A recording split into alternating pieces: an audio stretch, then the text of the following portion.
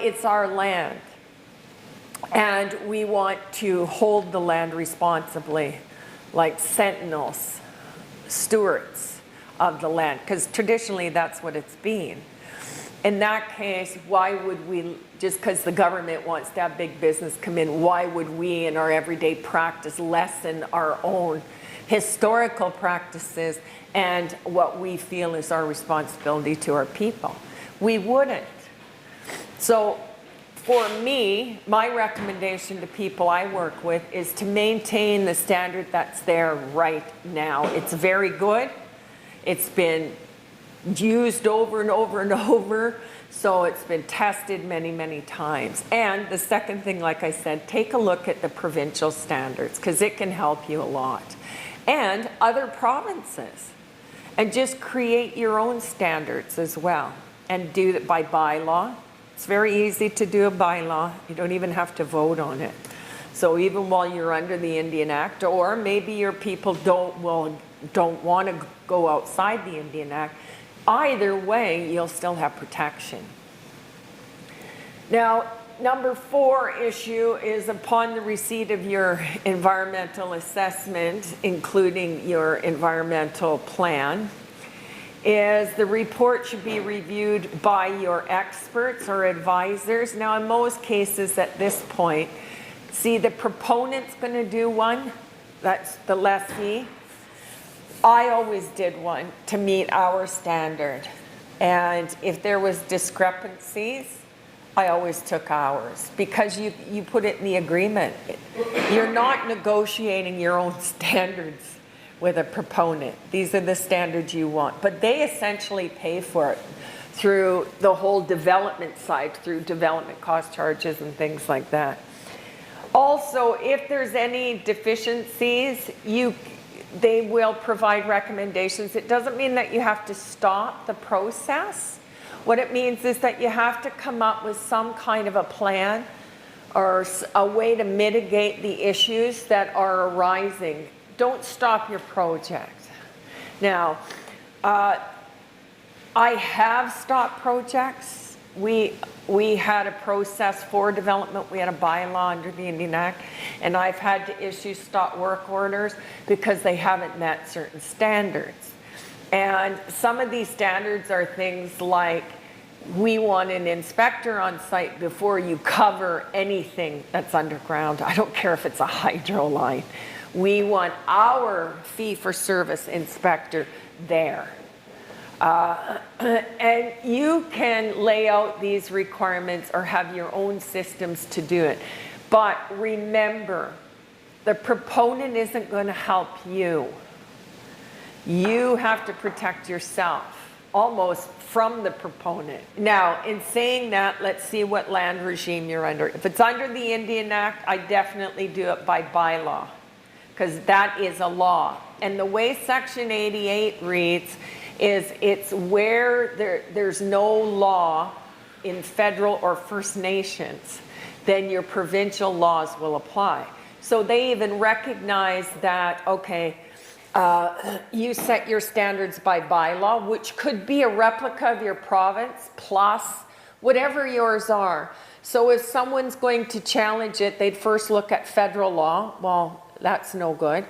Then the way that section reads, they'd look at your law. So your law would be the standard because you've filled the void.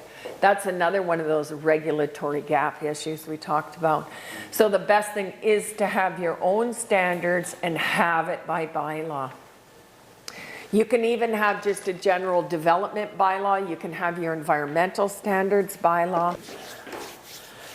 So once you have it all completed and you have your proposed plans all in place and you're screening everything, you have to make sure you know who the responsible authority is for approving. Well, in this case, of course, it isn't going to be at committee level. It has to go right up to chief and council. So again, remember our communication plan? Essentially, it's just setting up a matrix of priorities. Is who is going, like who do you need to be in contact with regardless? So you make that list. And at what stages? The whole thing of who, what, why, when, why, and how. Or what and how. So if you look at it that way, you can set up a one-page communication plan to ensure even your approval levels are being met correctly and you don't have any hiccups.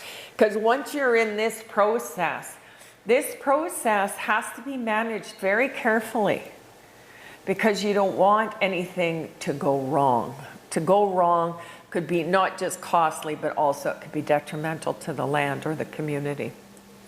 So you go through all of the documents that you have, and they all have to make sure the Lands Office has copies of everything all the time and creates lot files and things like that. There's also other data systems that are really good to use, like Netlands, doing projects, things like that. You can manage right down to the terms of reference for a project that it hasn't even been completed or is just starting or you just reached the proposal level. So there are means out there already to help assist in these things. But the big thing is a lot of First Nations fall short by not having originals of things because it's never been that important. Oh, the INAC officer will look after it, or, you know. But in today's world of doing business, we have all our own. We are the government. That's how I always look at it that way. We are the government. We have our own. Yes, we're under the Indian Act, so they're going to have one too, and the proponents. So you have extra copies, big deal. But you always maintain your own here because you are the government. You are the authority. So just food for thought in that area. If decisions rendered recommendations that the project can proceed, then there's certain steps that take place almost immediately. Of course, then once you're cleared on environment, you should have had your appraisal by then. Your survey should have been done by then. And you probably are still negotiating, all right, for the terms of the agreement. That's kind of how it goes. Can't conclude negotiations till all the components are in place. But the environmental assessment could either decrease your value or increase your value depending on the standard of the land. Usually you know going in that it's not going to be bad, or it might be bad but it's suitable for the use. So it's just, you pretty well know that you shouldn't have too many surprises. The seventh thing is you've got to monitor the compliance on your environmental plans. Always, they're living documents like any other plan, and should a person or department should be tasked with maintaining these plans. I don't care what kind of plan it is or what kind of policy, but somebody should be tasked with maintaining these and making recommendations for change. What I found when you first start creating these things, the first few years, almost every year, you'll have little changes to tweak it here and there. And then after that, it's just a matter of updating. Or maybe you're expanding into new areas that you hadn't before, so you need a new section or you add a section. Other than that, they're only as good as the paper they're written on if they're not maintained. Now, that kind of wraps up the beginning of the environmental part of it. I didn't want to just skip through it quickly because, and I'm happy now after the discussion we had that we took some time with it, because environment is one of the biggest issues on reserve lands that I have dealt with besides land shortages. And a lot of it is because the Indian Act restricts everything that takes place on your land and things going off your land. Like, in other words, people can't just come in and take your trees and go away. But it does regulate what goes off. Now, this is why so many reserves ended up with contaminated sites, because there's nothing to stop people from coming in and even dumping. I mean, we could stop it with trespass and that, but think of all the years Nobody did that. It was all the Indian agents and that. There's nothing in the Indian Act to prevent people to come on, like bring things on. You just can't take it off. Now, this is what happened in Kamloops decades ago.